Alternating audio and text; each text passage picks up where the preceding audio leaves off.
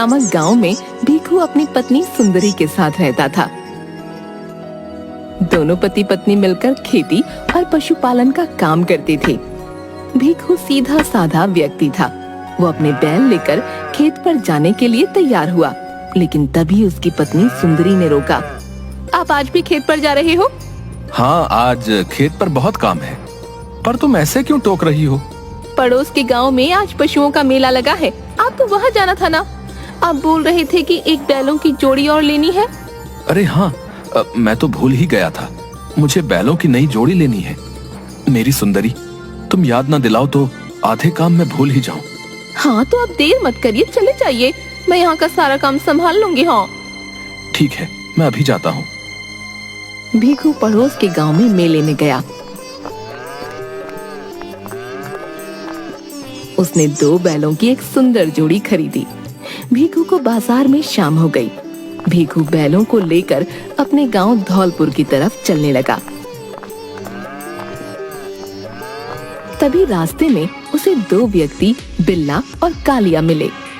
वाह वाह, बहुत अच्छे। जी मैं कुछ समझा नहीं। तुम ये बैलों की जोड़ी बहुत खूबसूरत लाए हो। बैलों को देखकर लगता है काफी महंगे लाए हो। हाँ, काफी समझदार लगते हो। नहीं, बैल ज्यादा महंगे खरीद लिए हैं, इसलिए समझदार नहीं है। भैया, मुझे अपने घर जाना है, मुझे देर हो रही है। रास्ता छोड़ो मेरा। अरे भैया, तुम तो बुरा मान गए हो हैं? अगर तुम समझदार हो तो साबित करो। जाने दो मेरे बाप, मैं बेवकूफ ही अच्छा हूँ। हाँ भाई, जाने दो इसे। वैसे भी धौलपुर में बेवकूफ भरे पड़े हैं। ससुरे हमारे गांव को गवार समझते हैं। हाँ बोलो, क्या बोल रहे हो तुम लोग? बेवकूफ नजर आते हैं क्या हम तुमको? हैं भैया, गुस्सा काहे रहे हो? हैं तुम हमारे साथ एक खेल खेलो। अगर जीते तो हम तुम्हें समझदार मान लेंगे और पैसे भी देंगे, और अगर तुम हारे तो तुम हमें एक बैल देकर जाओगे। मैं समझदार ही हूँ, मैं खेल में जीत जाऊंगा, समझे? ठीक है, फिर देखते हैं। बिल्ला ने 2 पर्चियों पर कुछ लिखा और दोनों पर्चियों को अपने हाथों में पकड़ लिया। उधर भीखू भी जोश जोश में ठगों की बातों में आ गया। तुमको अब इसमें से एक पर्ची चुननी है। एक में हम दोनों की हार लिखी हुई है और दूसरी में तुम्हारी हार लिखी है, ठीक है? थोड़ा सा मुश्किल है, लेकिन भाग्य पर विश्वास कर सकता हूँ। जाए नगलू बाबा की, सही पर्ची पे हाथ जाए। भीखू ने एक पर्ची चुनी और जब उसे खोला तो उसके होश उड़ गए, क्योंकि उस पर लिखा था, मैं अपना एक बैल हार गया। आई, क्या हुई गवा? मैं तो गया काम से। पढ़ो पढ़ो, पर्ची में क्या निकला है? जी मैं हार गया। अच्छा, इसका मतलब अब एक बैल हमारा हुआ। जी लेकिन बिल्ला ने दूसरी पर्ची भी वहीं फेंक दी और कालिया के साथ एक बैल को लेकर चला गया। भीखू ने दोनों पर्चियां लेकर अपनी जेब में रख लीं और उदास मन से एक बैल को लेकर घर की तरफ बढ़ने लगा। थोड़ा सा आगे चलकर भीखू को 2 व्यक्ति गोपी और जग्गू मिले। अरे क्या बात है, बहुत शांत और उदास जा रहे हो। हम तुम्हारी कोई मदद कर सकते हैं क्या? भीखू ने उन दोनों को अपने साथ हुई ठगी के बारे में बताया। हमारे पास इसका इलाज है, सिर्फ बाबा ही इनकी मदद कर सकते हैं, लेकिन एक मुश्किल है। क्या? बताओ भाई, मेरी मदद करो। हमारे गांव में एक सिद्ध बाबा है जो तुम्हारा बैल वापस ला सकते हैं, लेकिन वो सिर्फ अपने गांव के लोगों की ही मदद करते हैं। क्या सच में? हाँ, उनके पास जादुई शक्तियां हैं। तुम्हारे एक बैल को देखकर दूसरा बैल लाकर दे देंगे। तुम भले आदमी लगते हो, मेरी मदद करो। मेरा बैल ले जाओ और दूसरा बैल ले आओ भाई। तुम भी भले आदमी लगते हो, हम तुम्हारी मदद करने को तैयार हैं। तुम यही रुकना, हम तुमसे यहीं मिलेंगे, ठीक है भाई? भीखू ने अपना बैल दे दिया, जिसके बाद गोपी और जग्गू बैल लेकर चले गए और सुबह तक भी नहीं आए। बिल्ला, कालिया, गोपी और जग्गू चारों ठग सगे भाई थे। भीखू ने बहुत इंतजार किया और फिर वो सुबह अपने घर चला गया। उसे अकेले आया देखकर उसकी पत्नी सुंदरी ने पूछा, क्या हुआ, आप खाली हाथ आए हैं? हाँ, वो मैं... क्या हुआ, आप क्या छुपा रहे हैं? वो मैं बैल लाया था, लेकिन... भीखू ने सुंदरी को सारी बात बताई।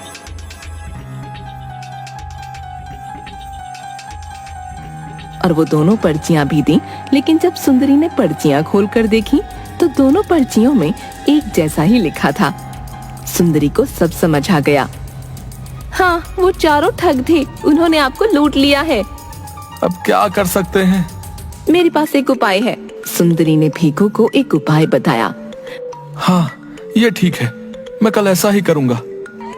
अगले दिन भीखू ने चूड़ी बेचने वाले मनिहार का भेष बनाया और आसपास के गांवों में उन ठगों को ढूंढने निकला। भीखू को सुबह से दोपहर हो गई। तब एक घर के बाहर उसे बैल बंधे हुए दिखे। मेरे बैल यहाँ बंधे हैं, ये घर जरूर ठगों का है। आज इनको नहीं छोड़ूंगा, मैं इनको सबक सिखा कर रहूंगा। भीखू उस घर के पास आवाज लगाने लगा। बिल्ला बाहर आया।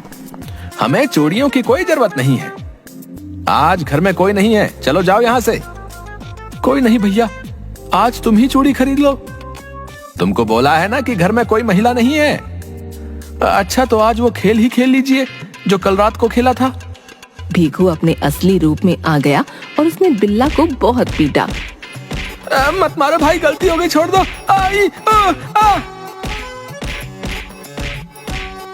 बिल्ला अपनी टांगों से चल नहीं पा रहा था।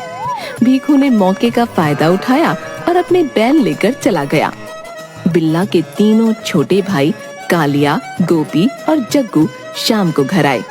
भैया, आपको क्या हुआ? वही व्यक्ति आया था जिसके हमने बैल ठगे थे। बहुत मारा मुझे, वो अपने बैल ले गया। अब तुम जल्दी से जाकर वैद्य जी को बुला लाओ, नहीं तो मैं तो गया। आप फिक्र ना करें भैया, ठीक है, हम अभी जा रहे हैं। तीनों ठग भाई वैद्य जी को लेने चले गए, लेकिन गांव के चौराहे पर भी उन्हें वैद्य जी मिल गए। कहाँ भागे जा रहे हो? जल्दी में प्रतीत होते हो। अरे, हम किसी वैद्य को ढूंढ रहे हैं, हमारे भाई की पिटाई हुई है, उनकी हालत बहुत पतली है, मेरा मतलब खराब है। अरे राम राम, किसने पिटाई की तुम्हारे भाई की है, बताओ जरा। हम हैं वैद्य, हम ठीक करेंगे आपके भाई को। अरे वैद्य जी, जल्दी चलिए। हाँ हाँ, चलो भाई, अभी तुम्हारे भाई की तकलीफ बढ़ाते हैं। अरे क्या बोला आपने, जरा दोबारा बोलना। बेटा, मैंने कहा अभी तुम्हारे भाई की तकलीफ भगाते हैं। वैद्य जो ठहरे हम, हमारा काम तकलीफ भगाने का ही तो है। ठीक है, जल्दी चलो अब। तीनों भाई वैद्य जी को घर ले आए। अरे किसका इलाज करना है, मुझे यहाँ कोई दिख नहीं रहा। वैद्य जी नीचे देखो, ये हमारे भैया हैं और इनको चोट लगी है।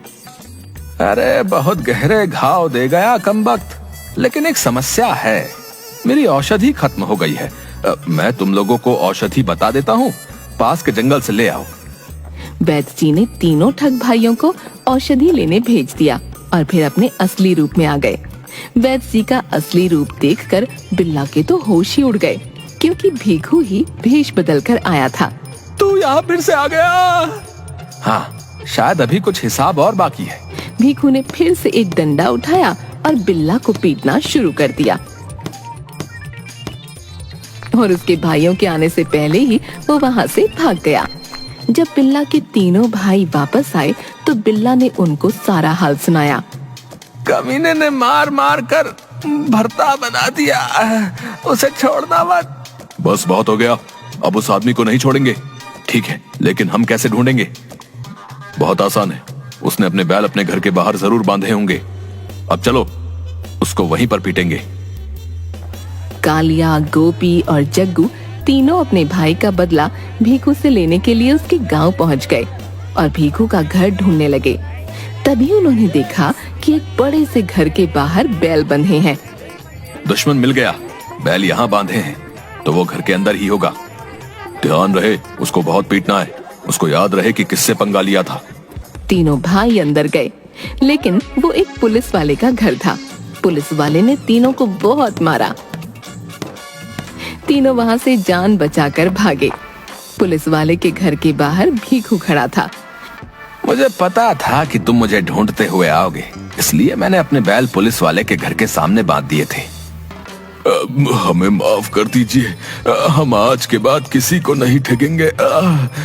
तुम तो सच में अक्लमंद हो, हमने तो सोचा था तुम्हें अच्छा बुद्धू बनाया, लेकिन तुमने हमें अच्छा सबक सिखाया है। मेहनत से काम करो, इससे तुम्हारे साथ साथ दूसरे लोगों की जिंदगी भी आसान हो जाएगी। और अगर किसी को ठगोगे तो मुझ जैसा कोई कब मिल जाए क्या पता। चलो जी, अब हम चलते हैं। राम राम। भिखू अपने बैल लेकर चला गया और ठगों को पुलिस वालों ने पकड़ लिया और कुछ महीनों की कड़ी सजा के लिए कारागार में डाल दिया।